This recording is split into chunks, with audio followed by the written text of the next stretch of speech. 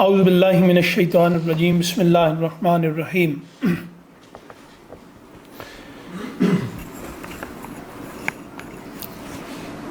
ان الذین قالوا ربنا اللہ ثم استقاموا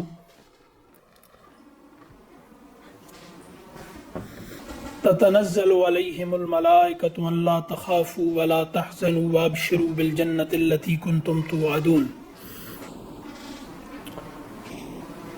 صدق اللہ مولانا العظیم۔ رب اشرح لی صدری ویسر لی امری واحلل عقدۃ من لسانی یفقہوا قولی۔ اللہم ارنا الحق حقا وارزقنا اتباعہ وارنا الباطل باطلا وارزقنا اجتنابہ، آمین یا رب العالمین۔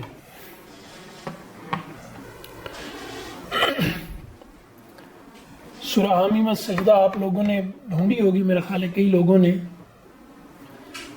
اسی عنوان سے۔ تو اس کا ایک دوسرا نام ہے سورہ فصلت۔ یہ 41ویں سورہ ہے قرآن کی، اور آیت نمبر 30 سے یہاں پر جو نصاب میں ہمارے پاس ہے، تو یہاں سے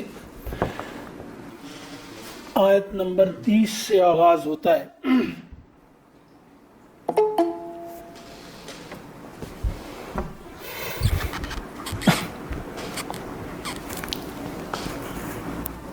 یہ پہلے حصے کا چوتھا اور آخری درس ہے۔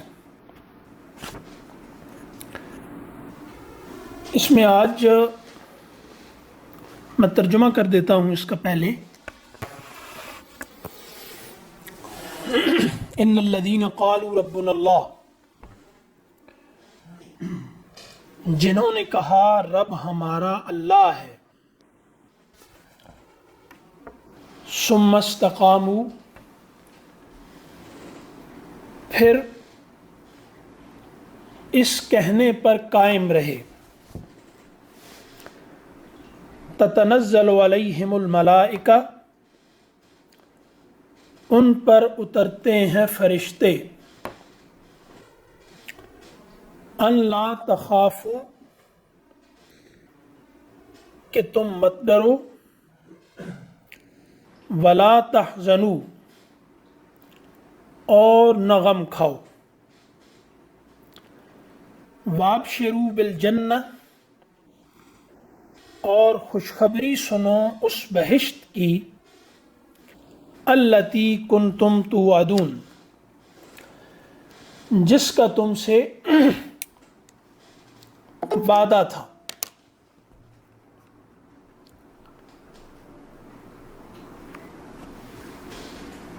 یہاں انسانوں کی اکثریت حق کو قبول کرتی ہے، قبول کرنے والوں کی اکثریت، لیکن قبولیت کے بعد ان کو مسائل درپیش ہوتے ہیں اور وہ حق پر قائم نہیں رہ پاتے۔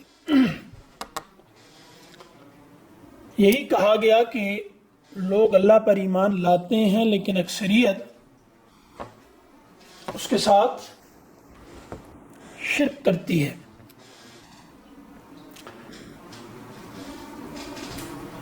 اب اس میں وہ لوگ جنہوں نے کہا کہ ہمارا رب اللہ ہے،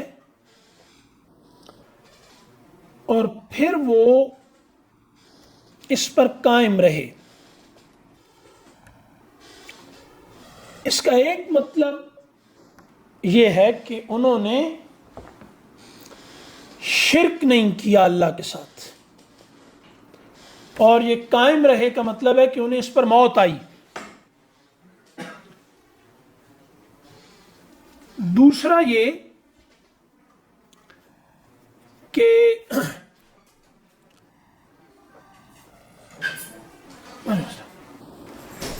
وہ عبداللہ بن مبارک وغیرہ سے ایک ہے کہ یہ ثم استقاموا کا کیا مطلب ہے؟ تو وہ کہتے ہیں کہ ثم لم یروغوا روغان الثعلب، پھر وہ لومڑی کی چالیں نہیں چلتے رہے، یعنی وہ پھر انہوں نے کہا کہ ہمارا رب اللہ ہے، یہ کہنے کے بعد ثم میں یہ بات شامل ہے کہ استقامت اقرار سے افضل ہے، کیونکہ استقامت میں اقرار شامل ہے۔ اب ایمان لانے کے بعد وہ یہ جو کہتے ہیں نا روغان الثعلب، تو یہ رویہ یہ ہے کہ جیسے کوئی شکار کہیں شکاری کے آگے پھنس جاتا ہے اور وہ بھاگنا چاہتا ہے، تو جس طرح وہ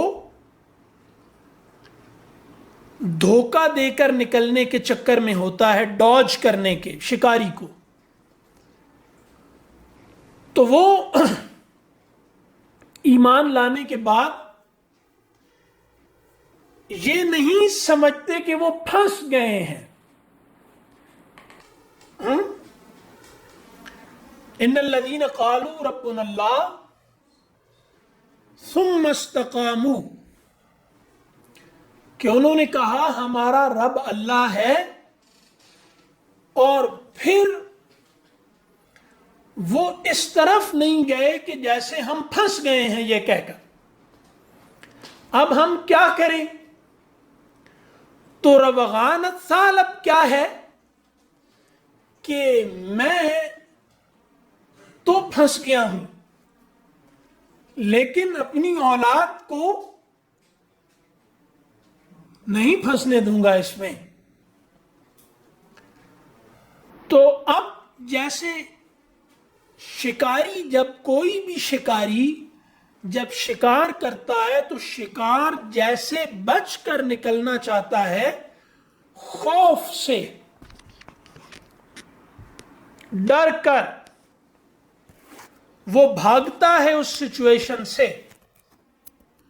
تو ثم استقاموا کا مطلب یہ ہے کہ وہ پھر اللہ کو رب مان لینے کے بعد کبھی اس اپنے اقرار کو ایڈٹ کرنے کی طرف نہیں جاتے۔ وہ جب دین کے مطالبات آتے ہیں تو ان میں کبھی ایک مفتی صاحب کے پاس، کبھی دوسرے مفتی صاحب کے پاس یہ پوچھنے نہیں جاتے کہ کوئی ہیلا بتا دیں کہ خدا جو ہم سے خطاب کر رہا ہے تو ہم اس میں سے کسی طرح سے نکل جائیں۔ یہ ابلیس نے کیا تھا کہ اللہ کا خطاب اسے لگا کہ مجھ سے ہے، لیکن اس نے اس خطاب کو غیر مؤثر کرنے کے لیے دلائل ڈھونڈے۔ تو جو آدمی اللہ کو رب مانے، یعنی اپنی تمام امیدوں کا واحد مرجع اللہ کو مانے، وہ کیا ہے کہ ثم استقاموا کا ایک اور مطلب بتاتے ہیں، وہ بہت خوبصورت ہے۔ اعراض اما سوی اللہ، اللہ کے علاوہ ہر ایک سے اعراض، کسی سے کوئی امید نہیں سوائے اللہ کے۔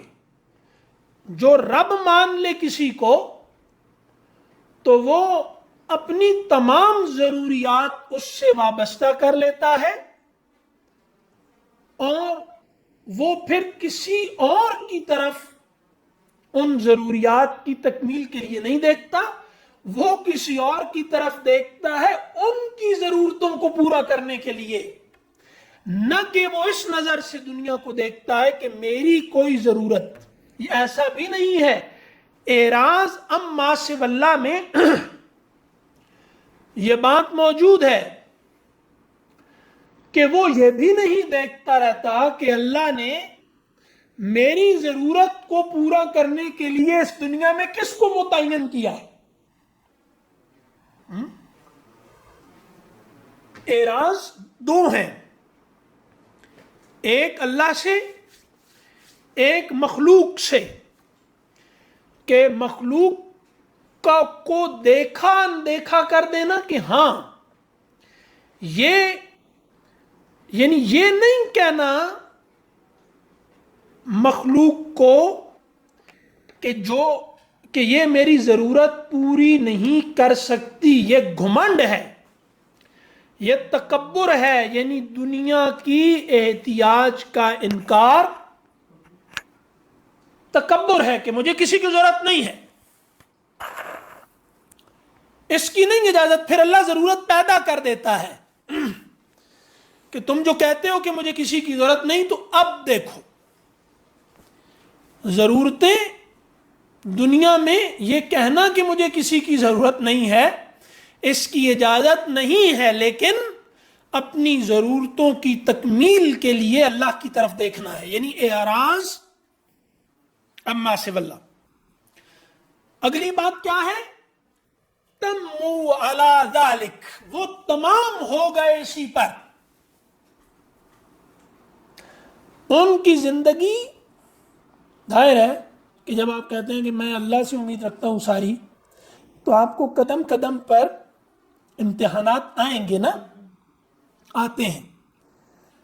تو آدمی پھر کمپرومائز کرنے کو، دنیا کی احتیاط بہت خطرناک شے ہے، ورنہ حضور نہ فرماتے کہ فقر یعنی احتیاج دنیا کی، فقر یعنی دنیا کی احتیاج یہ آدمی کو کفر تک پہنچا دیتی ہے. یہ نہ کہتے اگر دنیا کی احتیاج معمولی چیز ہوتی تو ٹھیک ہے. یہاں فقر سے کیا مراد ہے کہ کیا ہے؟ ہاں، مطلب آپ دنیا کے محتاج اگر ہونے سے انکار کر دیں تو یعنی احتیاجات ہے نا، جیسے حضور نے فرمایا کہ جو انسانوں کا شکر ادا نہیں کرتا وہ خالق کا نہیں کرتا، یعنی وہ احتیاج محتاج ہو کر دنیا کی احتیاج کا انکار کر رہا ہے. تو اس کی مثال متکبر بھکاری جیسی ہے. ضرورتیں دنیا سے اس کو ہیں، انکار کر رہا ہے. لیکن اب یہاں کیا مسئلہ کیا ہے کہ توقع اللہ سے ہے، دنیا سے نہیں. کا کیا مطلب؟ کہ آپ کی ضرورت دنیا سے پوری ہو رہی ہے، آپ خوش ہیں، نہیں ہو رہی تو بھی خوش ہیں.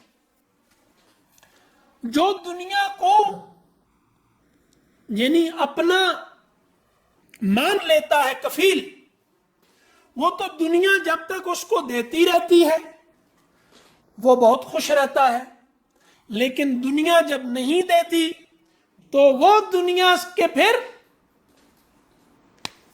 سے نفرت کرنا شروع کر دیتا ہے، دشمنی پہ آ جاتا ہے.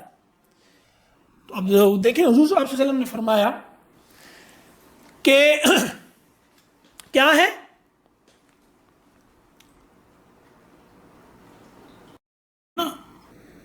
کہ نعمت المرضیہ و بئست الفاطمہ. اب یہاں یہ بہت عجیب ہے کہ دودھ پلانے والی بہت اچھی ہے اور دودھ چھڑانے والی بری ہے. ایک ہی ہوتی ہے، دودھ پلانے والی اور دودھ چھڑانے والی ایک ہی ہوتی ہے نا، دو تو نہیں ہوتی. تو یہ مزاج کہ لیتے رہنا ہے دنیا سے تو ماننا نہیں، ایک رویہ یہ ہے. دوسرا دنیا سے احتیاج کو متعلق کرنا ہے تو خوش رہنا ہے جب تک یہ ضرورت پوری ہو رہی ہے، نہیں ہو رہی تو ریئیکشن میں آ جانا ہے۔ لیکن یہاں کیا ہے کہ توکل اللہ پہ ہے، بھروسہ اللہ پہ ہے، ٹھیک ہے؟ تو اگر مل رہا ہے تو خدا کی طرف سے، نہیں مل رہا تو خدا کی طرف سے، ٹھیک ہے؟ اب یہاں دیکھیں نا، جو آدمی اللہ کو رب مان لے وہ کبھی حاسد نہیں ہو سکتا۔ کیوں؟ حاسد معترض اللہ ہوتا ہے، وہ اللہ کی تقسیم کو نہیں مانتا، وہ اللہ کو علیم اور حکیم نہیں مانتا۔ رب کون ہے؟ دینے والا ہے نا، نوازنے والا ہے۔ تو اللہ کو رب مان لے آدمی، حاسد ہو سکتا ہے؟ نہیں ہو سکتا، کیونکہ اللہ کو وہ علیم نہیں مانتا حاسد،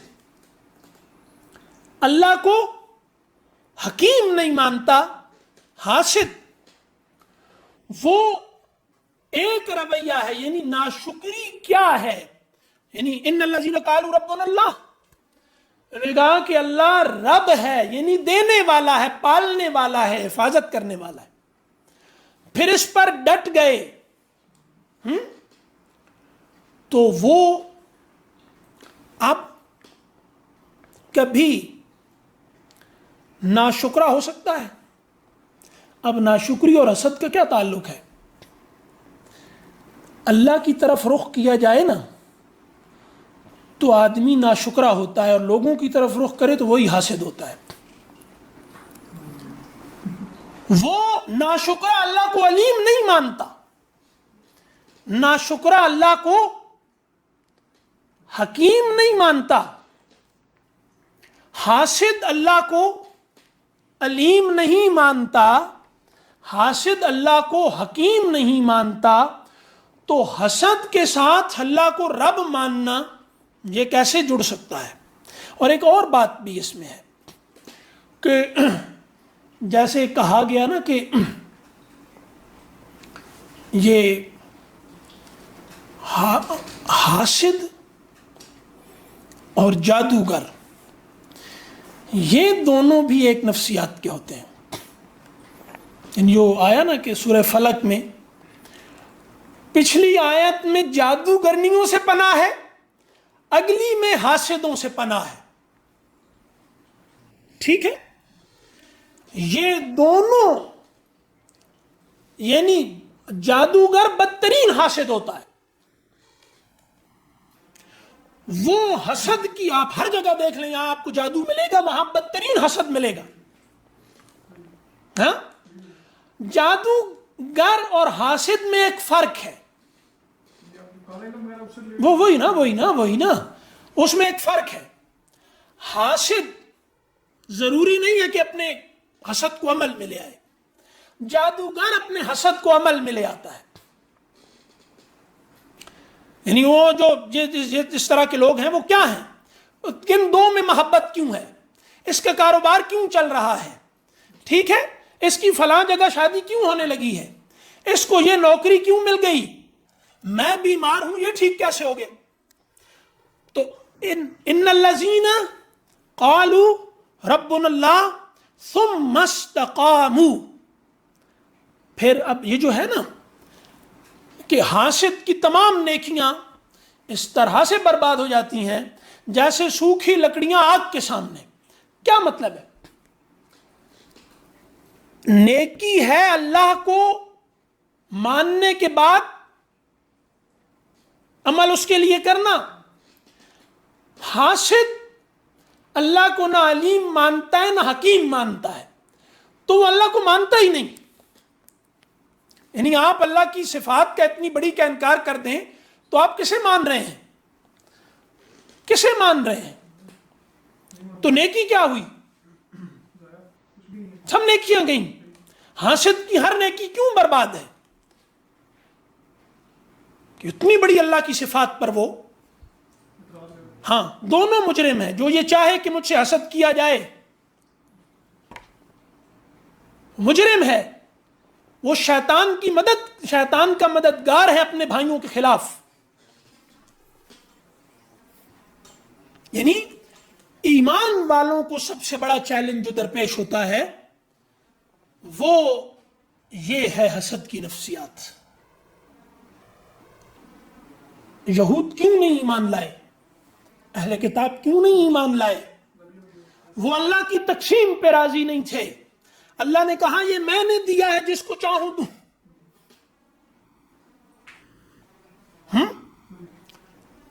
تو اب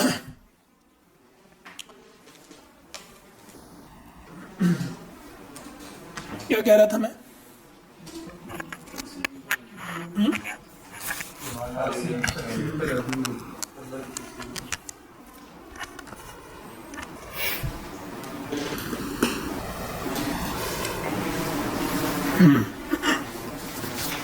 سر کے جادوگر عمل میں لے آتا ہے اپنے اثر. ہاں ایک ہے جو یہ چاہے کہ مجھ سے حسد کیا جائے. حضرت یوسف کو خواب آیا تو ان کو روکا گیا کہ بھائیوں کو مت سنانا. کیوں؟ شیطان تم میں پھوٹ ڈالنا چاہتا ہے. تو جو یہ چاہے کہ مجھ سے حسد کیا جائے. جدید تہذیب یہ چاہتی ہے کہ ہر انسان ایسا بنے کہ دوسرا اس سے حسد کی آگ میں جلے اور پھر اس سے آگے بڑھنے کی کوشش کرے اور بازار آباد رہے. ٹھیک ہے؟ اب کیا ہے کہ کیا کہا کہ خواب اپنے بھائیوں کو مت سنانا. تو ٹھیک ہے، حاسد کو روکنے کا کوئی طریقہ نہیں ہے، لیکن اپنے بھائیوں کے خلاف شیطان کی مدد نہیں کرنی. یہ بات تو اب ایسے ہی آ گئی تھی درمیان میں. دوسری بات کہ اس کے بعد فرمایا کہ ان الذین قالوا ربنا اللہ ثم استقاموا. اب میں نے عرض کیا استقامت کے راستے میں بڑی رکاوٹ فی زمانہ حسد ہے. یعنی دین پر دیکھیں، ہم جس زمانے میں رہ رہے ہیں نا، یہ دکھاوے کا زمانہ ہے. تو ہے یا نہیں، لیکن دکھانا ہے اور لوگوں کو جلانا ہے. یعنی ایک نفسیات ہے کہ جب تک دوسرا جلے نہ مجھ سے، مجھے اپنی کامیابی پر خوشی نہیں ہوتی. مطلب بعض دفعہ آدمی کو لگتا ہے کہ میری اس کامیابی کے بعد اگلا حسد میں مبتلا ہوگا مجھ سے، اور اگر وہ کامیابی حاصل ہو جائے اور اگلا خوش ہو تو آدمی کو لگتا ہے کہ اس کامیابی کا تو کوئی فائدہ نہیں ہوا. یہ کون سی کامیابی ہے؟ تو جس زمانے میں ہم رہ رہے ہیں، لوگوں کی استقامت پر یعنی استقامت کے راستے میں سب سے بڑی رکاوٹ کون سی ہے؟ حسد. کن لوگوں کے؟ وہ لوگ جو اللہ کو رب مانتے ہیں. اب اللہ کو رب مانتے ہیں تو اب چاہتے یہ ہیں کہ اللہ ہمیں اتنا دے جتنا اللہ نے کافروں کو دیا ہوا ہے. جنت تو بعد میں دیکھی جائے گی نا، لیکن وہ لوگ جو کمپرومائز کی زندگی گزار رہے ہیں، ان لوگوں کے ساتھ ایمان لانے والوں کی اکثریت حسد میں مبتلا ہے. یعنی جس نے داڑھی رکھی ہوئی ہے وہ داڑھی نہ رکھے ہوئے سے، جو نمازیں پڑھ رہا ہے وہ جو نمازیں نہیں پڑھ رہا اس سے، جس نے پردہ کیا ہوا ہے جس نے پردہ نہیں کیا ہوا وہ اس سے، جو امریکہ نہیں جا رہا وہ جو چلا گیا ہے اس سے. ٹھیک ہے؟ جو گرین کارڈ کہتا ہے میں نے نہیں لینا اور جس کو مل گیا ہے اس سے، وہ جو کہتا ہے کہ میں نے بیٹی نہیں پڑھانی جس نے پڑھا لی ہے اس سے. سب دین کا نام لینے والے اس دین پر مطمئن نظر نہیں آ رہے. کہیں غلطی ہو گئی ہے. یہ آپ نے بہت بڑی بڑی مثالیں دی ہیں. بچوں نے بھی پیچھے جھوٹی لٹکائی ہوتی ہے، جلنے والے میرا منہ کا. ہاں، وہ کہہ رہا ہوتا ہے کہ یہ بھی جلنے کی چیز ہے. تو اب میرے کہنے کا مطلب یہ ہے کہ جس نے دنیا قربان کی، جس نے نہیں کی اس سے ہاں، ایک نے کہا کہ میں نے بینک میں پیسے نہیں رکھوانے، جس نے رکھوا دیے ہیں اس سے. یہ عام ملے گا آپ کو. اور جو دعوتی جوش ہے دینداروں میں گمراہ لوگوں کو ہدایت پر لانے کا، اس سب جوش کے نیچے حسد کی آگ جل رہی ہے. برا نہ مانیے گا، برا نہ مانیے گا اس بات کا. آپ ایسا نہیں کرتے، لیکن آپ پھر بھی کہیں گے نا کہ یار یہ ذرا زیادہ ہو گیا ہے. یعنی ایک دعوتی جذبہ ہے کہ لوگوں کو ہدایت کی طرف لے کے آنا ہے. تو اصل میں یہ جذبہ اس طرح کا لگتا ہے کہ میری دم کٹی ہے، ان کی بھی کاٹنی ہے. جو لوگ دین کی طرف آتے ہیں ان کی اکثریت ناخوش لوگوں پر مبنی ہے.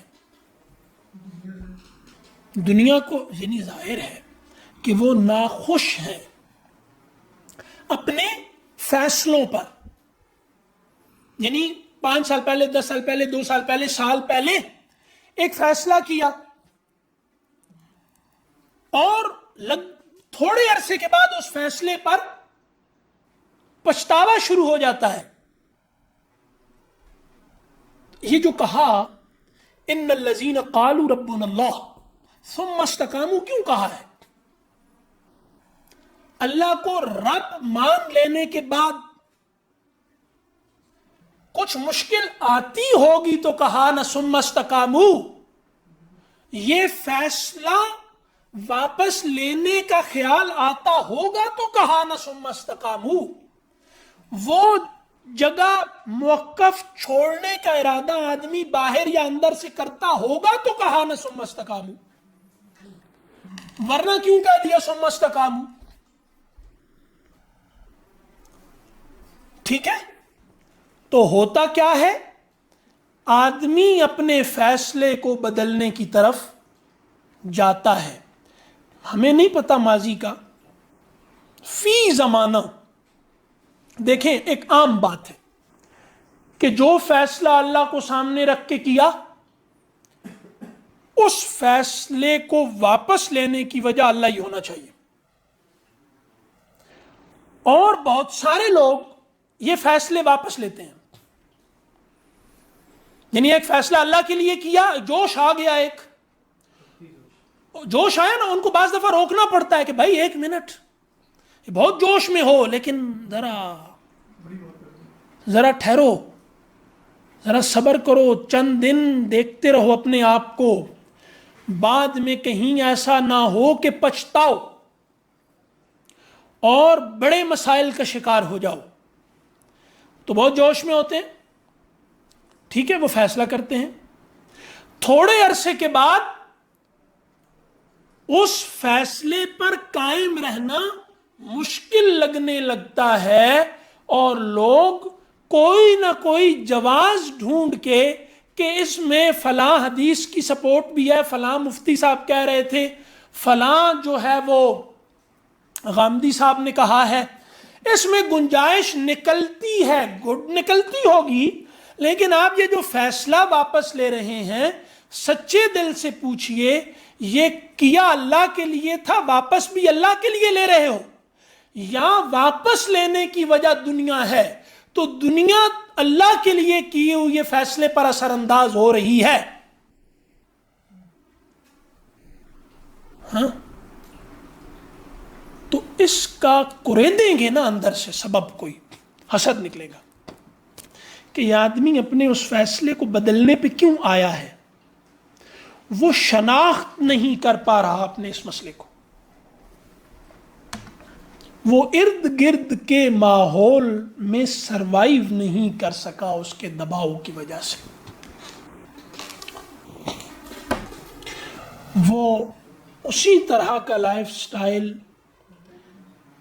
آئیڈیل بنا چکا جو اس کے ماحول میں ہے. خدا اس راستے میں اس کو رکاوٹ لگتا ہے.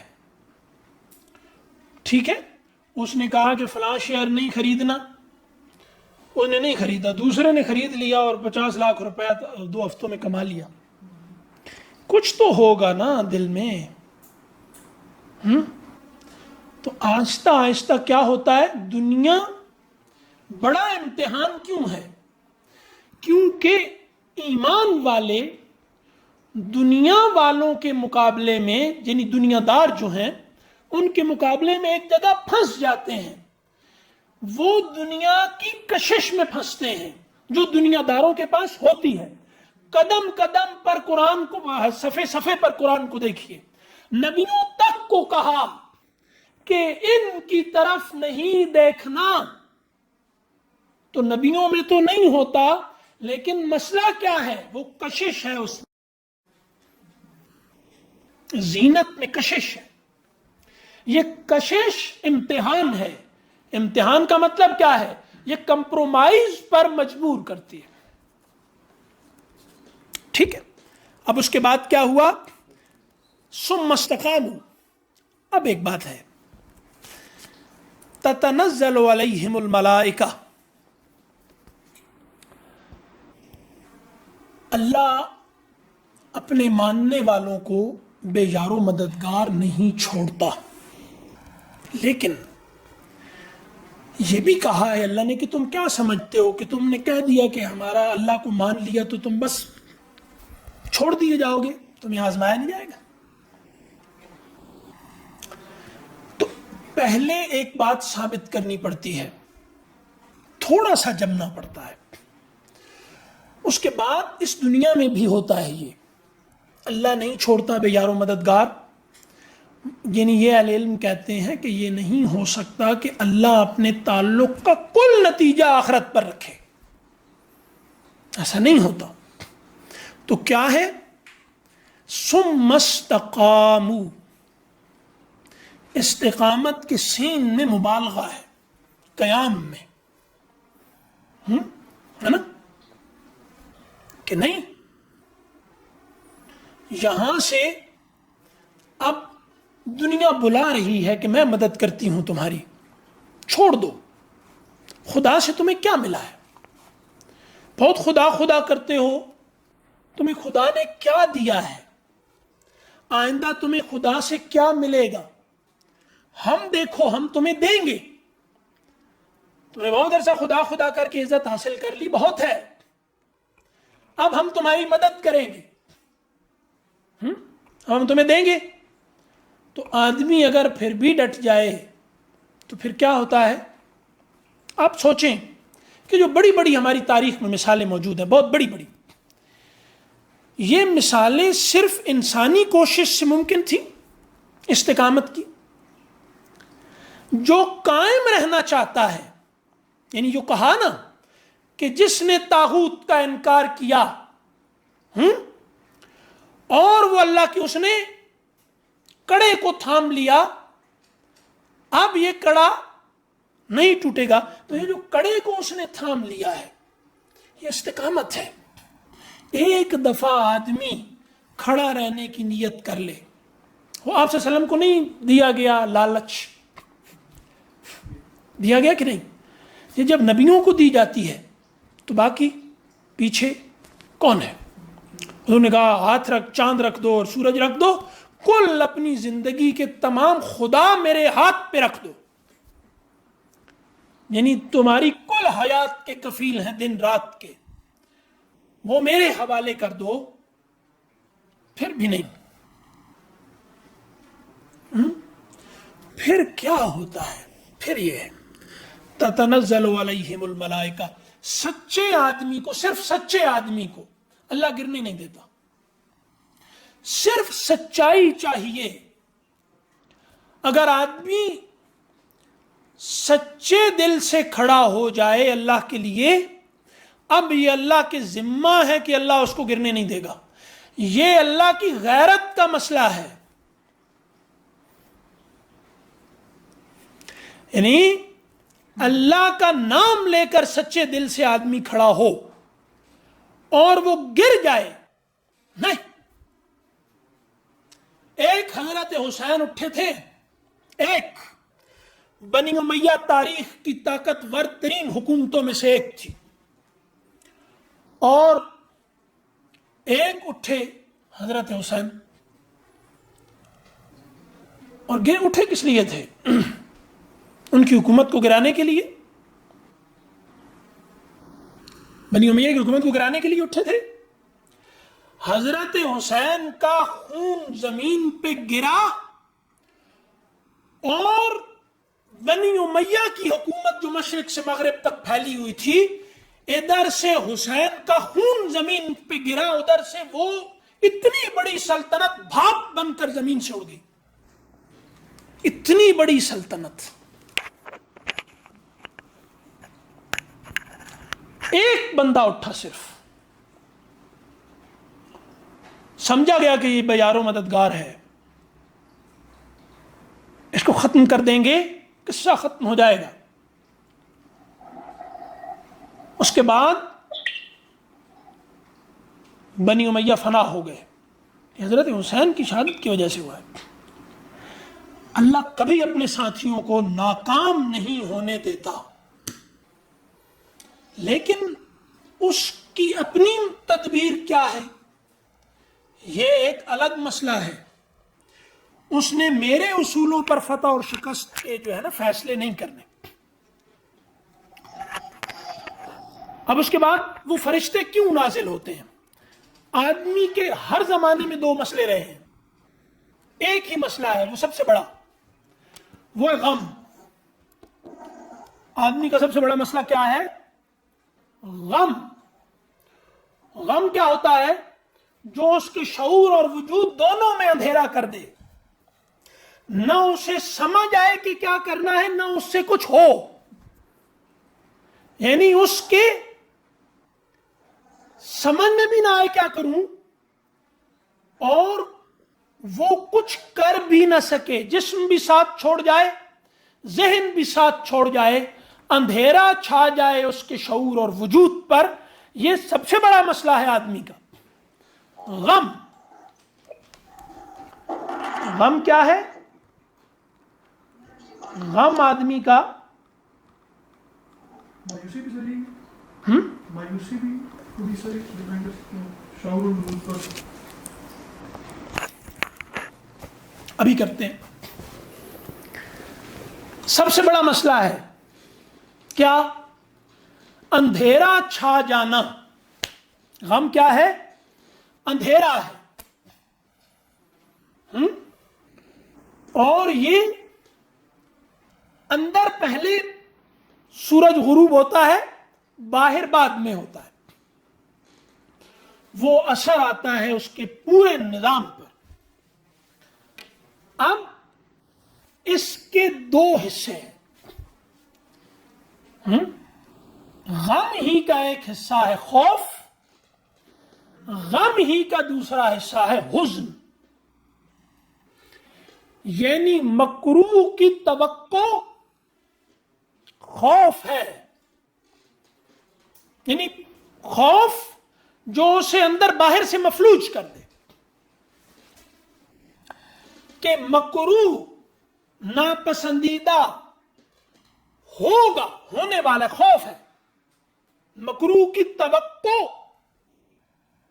خوف ہے، اور مکروہ کا وقوع حزن ہے، یعنی ناپسندیدہ ہو گیا، ماضی میں ہو گیا، یہ حزن ہے، یہ بھی غم ہے، اور مستقبل میں ہوگا، یہ بھی غم ہے۔ تو حزن اور خوف، ان دونوں سے نجات کس کو دلاتے ہیں فرشتے؟ تھپکی دیتے ہیں کسے؟ کون ہے وہ جو باہر سے جھانک رہا ہے؟ کون ہے وہ؟ اللہ پہ ایمان لایا اور تھوڑا انتظار کیا، جلدی نہیں کی۔ ہم نے گروپ بنایا نا کچھ کلاس کی انفارمیشن وغیرہ کے لیے، ایک دن بندہ شامل ہوتا ہے، دوسرے دن میسج آ جاتا ہے ابھی تک کوئی اطلاع نہیں۔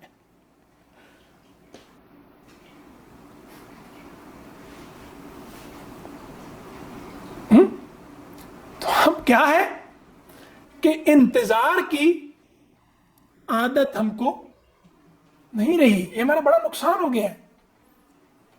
دیکھوں میں اپنی آنکھ سے، آئے مجھے قرار مشکل کام ہے. اے انتظار تجھ کو کسی کا ہو انتظار. تو ہم عادی نہیں ہیں نا اس کے. ہم کہتے ہیں خدا کو مانا، ابھی نتیجہ نکلنا چاہیے، ورنہ خدا کو ماننے کا کیا فائدہ.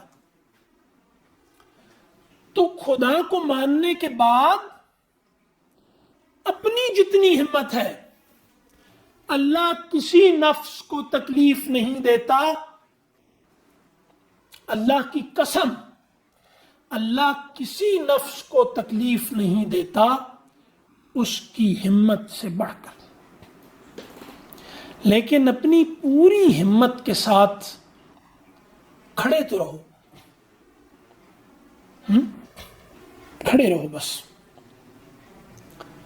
تمہاری ٹانگوں میں دوڑنے کی طاقت ہے تو بھی نہ دوڑو، اور ٹانگیں کانپ رہی ہیں تو بھی نہ دوڑو.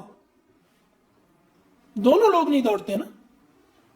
یعنی جس کی ٹانگوں میں دوڑنے کی طاقت ہو وہ بھی نہیں دوڑتا،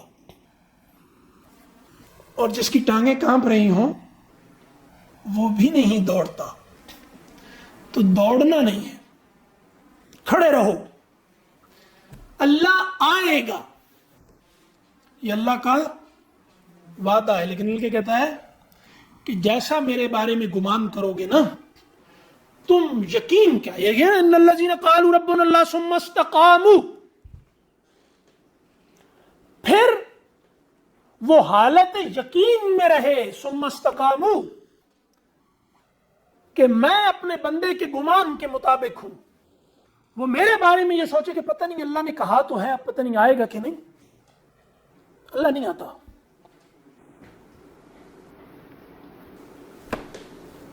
یہ دنیا امتحان کا نظام ہے.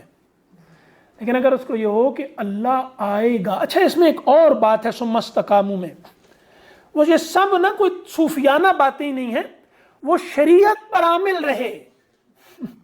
ان الذین قالوا ربنا اللہ ثم استقاموا، انہوں نے کہا اللہ میرا رب ہے، پھر شریعت پر عامل رہا.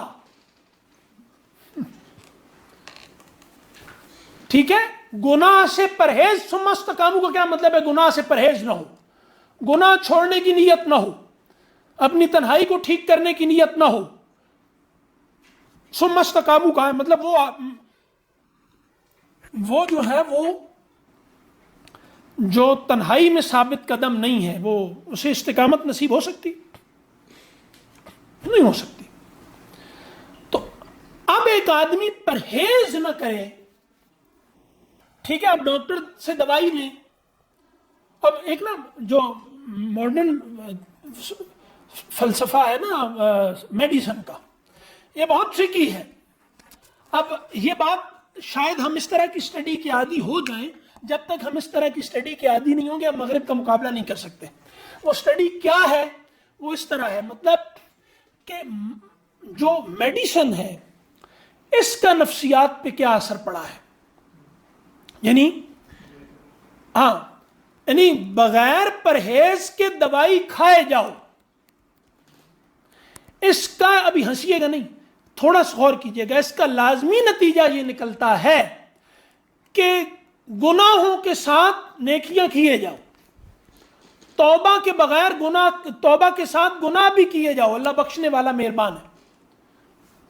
یہ مولوی تو ایسے ہی ڈراتے رہتے ہیں. یعنی کوئی پرہیز کی ضرورت نہیں ہے، یہ دوائی کھا لیں، یہ گولی کھا لیں، یہ دوائی کھا لیں. پرہیز ایک نفسیات ہے بنی ہوئی دنیا میں کہ وہ کون سا علاج ہے جس کے ساتھ پرہیز ہو. پرہیز نہ کرے آدمی، گناہ سے نہ بچے، اور وہ اللہ سے تعلق میں بڑھنا چاہے، یہ نہیں ہو سکتا. لیکن یہی گناہ کیا ہے؟ روح کی بیماری ہے نا، اس کا ایک علاج ہے. اور امراض جو بدن میں ہوتے ہیں وہ جسم کے ہیں. تو یہاں کی ایک میڈیسن ہے، ایک وہاں کی ہے. تو جسمانی جو حوالے سے آپ اصول قبول کر لیں گے وہ نفسیاتی نہ بنے، یہ نہیں ہو سکتا.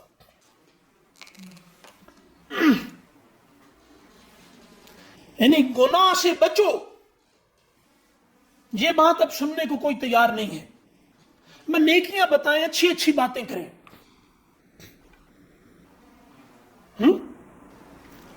تو کیا ہے؟ ثم استقاموا, یعنی انہوں نے حلال فرائض کو ترک نہیں کیا, ٹھیک ہے, حرام میں مبتلا نہیں ہوئے, گناہ سے بچے, نیکیاں کرنے کی کوشش کرتے رہے, رسول صلی اللہ علیہ وسلم کے نقش قدم پر چلتے رہے صلی اللہ علیہ وسلم. ہو نہیں سکتا کہ اللہ کی مدد نہ آئے. ہر آدمی یہ دنیا اللہ کہتا ہے مومن کس حالت میں رہتا ہے؟ مومن رہتا ہے امید اور خوف کی حالت میں. امید اور اس میں ہے مسلسل نا اللہ کی مدد آتی ہے اس دنیا میں. سے کیا مطلب ہے؟ مسلسل ایک دن بھی تم پر نا امیدی کا نہیں گزرے گا. خدا کے بن کر تو دیکھو, یہ دنیا ہے. تتنزل علیہم الملائکہ, فرشتے نازل ہوتے رہتے ہیں ان پر امید بن کر. ٹھیک ہے, تو نہیں ہو سکتا کہ ایک آدمی اللہ کو رب ماننے کے بعد خوش نہ رہے. جو اللہ کو رب ماننے کے بعد خوش نہیں ہے وہ تھکا ہوا ہو سکتا ہے, نہ خوش نہیں ہو سکتا. یہ مسئلہ کن لوگوں کا ہے؟ مایوسی کس کا مسئلہ ہے؟ کہتے ہیں مایوسی کفر ہے. اس کا کیا مطلب؟ اس پر فرشتے نازل نہیں ہو رہے ہوتے. جو مایوس ہے نا, اس پر فرشتے نازل نہیں ہوتے. فرشتے نازل نہیں ہوتے. کیوں نہیں نازل ہوتے؟ وہ حالت استقامت میں نہیں ہے, نہیں نازل ہوتے نا. اللہ نے بتا دیا, سارا طریقہ بتا دیا. یہ خود نہیں پتا چل سکتا تھا, اس لیے تو نبی بھیجے گئے. ہم کیسے یہاں پہ ارسطو افلاطون سے جا کے پوچھتے کہ اللہ کی مدد کیسے آئے گی؟ وہ اللہ ہماری مدد کیسے کرے گا؟ وہ تو پہلے انہیں ملا ہی نہیں, ڈھونڈتے رہے ہیں پتہ نہیں کہاں کہاں. پہلے ملا ہی نہیں تو پھر وہ ہمیں کیسے بتائیں گے کہ وہ آگے سے کیا کرے گا؟ نبی تو سارا مسئلہ حل کر کے چلے گئے نا. تم خدا کے مطالبے کو مت لٹکاؤ, خدا تمہارا مطالبہ نہیں لٹکائے گا. اس پہ بہت بڑے عالم انہوں نے ایک بڑی اصولی بات بتائی. وہ کہ کرامت کیا ہے؟ یعنی آپ فطرت کو عبادت سے توڑتے ہیں. مطلب ایک جگہ نماز پڑھتے رہنا, یہ فطری تو نہیں ہے. کھانا پینا ترک کر دینا, یہ فطری تو نہیں ہے. آپ نے فطرت کا اصول توڑا ہے خدا کے لیے, خدا آپ کے لیے فطرت کا اصول توڑے گا. یہ کرامت ہے.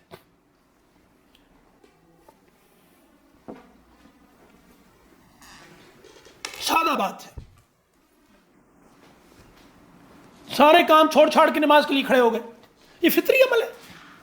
یہ نہیں کہ بظاہر فطری عمل نہیں ہے, لیکن یعنی ہم کہہ رہے ہیں جس مطلب اب فطرت ہے کھانا کھانا, نارمل اور صحت مند آدمی کا کھانا چھوڑنا یہ کوئی فطرت نہیں ہے. تو ایک آدمی خدا کو چھوڑ کے فطرت کو توڑتا ہے, ایک آدمی خدا کے لیے فطرت کو توڑتا ہے. بچے کے گلے پہ چھری چلا دینا فطری ہے, دشمن کو مارنا فطری ہے. اتنی بڑی غیر فطری کام کیا نا. ہاں, اللہ نے اس آدمی کے بیٹے کے پاؤں پہ دنیا گھما دی, ساری ایڑی پہ گھما دی دنیا. ابراہیم کے بیٹے کی ایڑی پہ دنیا گھما دی پوری. تم اللہ کے لیے فطرت کو توڑو, تم اللہ کے لیے فطرت سے لڑو گے, اللہ کے لیے نبی کے بتائے ہوئے طریقے سے. جہاں نبی کہے کہ یہاں فطرت سے نہیں لڑنا وہاں نہیں لڑنا, لیکن جہاں نبی کہے یہاں فطرت سے لڑو. تم نے اللہ کے لیے فطرت کو توڑا ہے, اللہ تمہارے لیے فطرت کا قانون توڑے گا. بس یہ کرامت ہے. اور کیا ہے کرامت؟ ایوب دہلوی صاحب نے کہا ہے یہ. سادہ ہے بہت.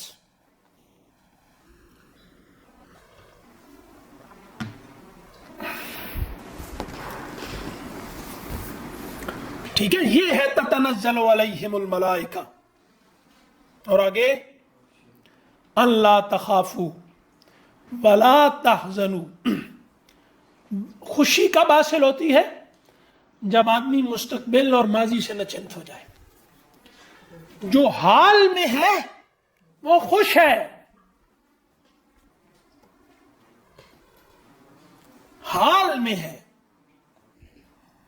وہ خوش ہے, لیکن جو ماضی اور مستقبل میں ہے وہ خوش نہیں رہ سکتا. کل کیا ہوگا یہ اللہ کا کام ہے. کل کیا ہوگا تقدیر کا مسئلہ ہے. تقدیر پہ ایمان لاؤ, اللہ کے حوالے کرو. ماضی میں کیا ہوا استغفار کے حوالے کرو. توکل اور استغفار یہ آدمی کو استقامت پہ رکھتے ہیں. توکل نہ ہو آپ کو استقامت نصیب نہیں ہو سکتی. آپ استغفار نہ کریں آپ کو استقامت نصیب نہیں ہو سکتی.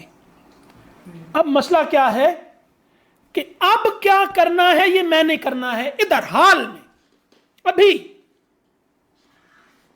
ابھی شریعت خطاب کر رہی ہے مجھ سے, میں مکلف ہوں. ابھی روزے مجھ پر 2022 کے نہیں فرض, نمازیں مجھ پر سن 2000 کی نہیں فرض. میں مکلف وجود ہوں, شریعت مجھ سے خطاب کر رہی ہے. ابھی اس وقت میں نے یہ کرنا ہے. کیا کہتے ہیں کون ہے, اب کون ہے؟ عاشق جمع مزدور عبد ہے. یہاں میں نے ابھی کام کرنا ہے, اس جگہ ابھی. ویژن 2050 مجھے نہیں پتا, میری نسلیں ختم ہو چکی ہوں, پتہ نہیں کون سا 2050 ہے. ابھی مجھے کچھ کرنا ہے 7:41 پر. یہ میں نے کرنا ہے. ابھی اللہ کہتا ہے یہ کرو, باقی میرے ذمہ ہے. یہ کھڑے ہو جاؤ اس پہ. یہ استقامت ہے نا, استقامت حال میں کھڑا رہنا ہے. یہ بتا گیا کہ میں ماضی میں بڑا مضبوط ایمان والا تھا, اس کو استقامت کہتے ہیں. یا انشاءاللہ کل کروں گا, یہ استقامت ہے. ابھی کھڑے ہو اس وقت, یہ استقامت ہے. تو اب کیا ہے, وابشروا بالجنۃ التی کنتم توعدون. اللہ سارے وعدے آخرت میں پورے نہیں کرے گا, دنیا میں بھی کرتا رہتا ہے. یہاں انہوں نے کیا ترجمہ کیا, آگے جو ہے نا نحن اولیاؤکم فی الحیات الدنیا وفی الآخرہ, جس کے فرشتے دوست بن جائیں. کیا کہا, ہم ہیں رفیق, تمہارے رفیق دنیا میں ہم ہیں. یہ نہیں کہ مرتے وقت وہ جوڑ دیا ساتھ ادھر کہ مرتے وقت فرشتے نازل ہوں گے اور یہ کہیں گے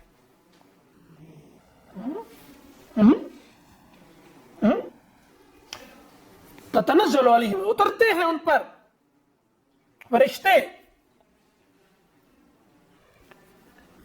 اور کہتے کیا ہے کہ بشارت حاصل کرو اس جنت کی جس کا تم سے وعدہ کیا گیا تھا. یہ جنت تمام بڑے اہل علم کا اس پہ اتفاق ہے کہ جنت جس مقام کا نام ہے یہ دنیا اس کے احاطے میں آتی ہے, اور دوزخ جس مقام کا نام ہے یہ دنیا اس کے احاطے میں آتی ہے, اس سے باہر نہیں ہے.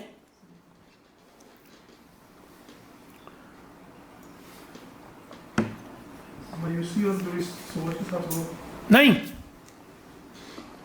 کوئی جگہ نہیں ہے ہماری. لیکن کیا ہے، یہ تجربہ ہے. وہ کہتے ہیں نا خدا تجربہ، یہ تو سبجیکٹو ہے، تو سبجیکٹو جو ہے نا وہ تو نہیں. اب بھائی اب ہم کیا کریں، سبجیکٹو ہے کہ وہ آبجیکٹو ہے، لیکن کہنے کا مطلب یہ ہے کہ خدا تجربہ ہے. اور یہ کس کو ہوتا ہے؟ وہ صرف کہنے والے کو نہیں ہوتا کہ ہمارا رب اللہ ہے. خود علماء نے کہا نا کہ بہت سارے لوگ ہوتے ہیں جو کہتے ہیں اللہ خیر الرازقین ہے اور حرام کھا رہے ہوتے ہیں، اور آگے جب پڑھتے ہیں لعنت اللہ علی الکاذبین تو پہلے مستحق خود بنتے ہیں.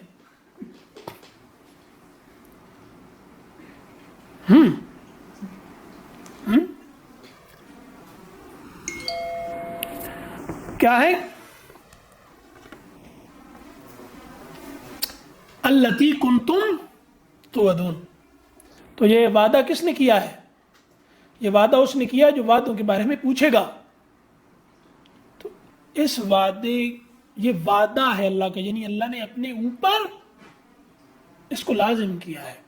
اب یہاں ایک بس میرا خیال ہوگی کہ یہ آیت یہ بتاتی ہے کہ مومن ناخوش نہیں ہو سکتا.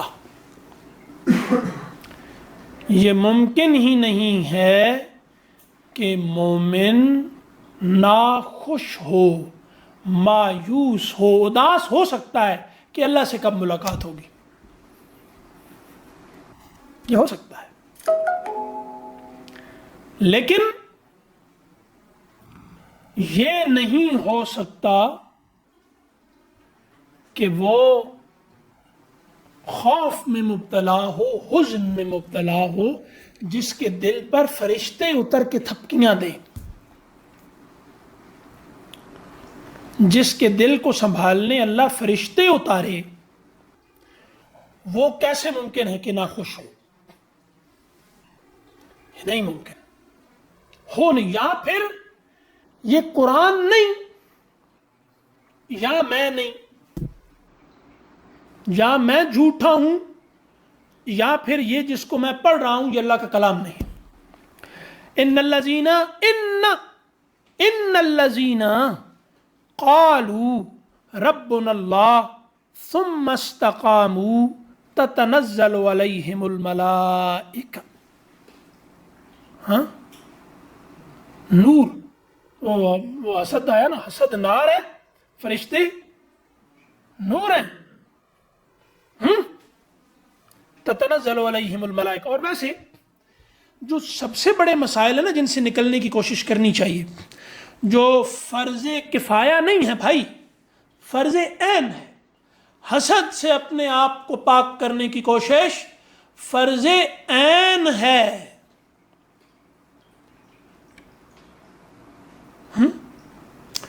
تو یہ فرشتے نازل ہوتے ہیں. حاسد کے دل پہ کہاں سے فرشتے نازل ہوں گے؟ یعنی ہر آدمی اور خاص کر جس زمانے میں ہم رہ رہے ہیں، کوئی یہ کہے نا کہ مجھ میں حسد نہیں ہے، تو بس آپ نہ اس کے موبائل نمبر کے ساتھ لکھ لیں جھوٹا. جب بھی فون جھوٹے کا فون ہے. یہ نہیں ہو سکتا، یہ ہو نہیں سکتا. ہاں، اب سچے آدمی کی نشانی کیا ہے؟ وہ اس سے لڑے. یعنی جو آدمی اپنے مرض کو تسلیم کیے بغیر اپنا علاج کروانا چاہتا ہے، اس کا علاج نہیں ہو سکتا بھائی.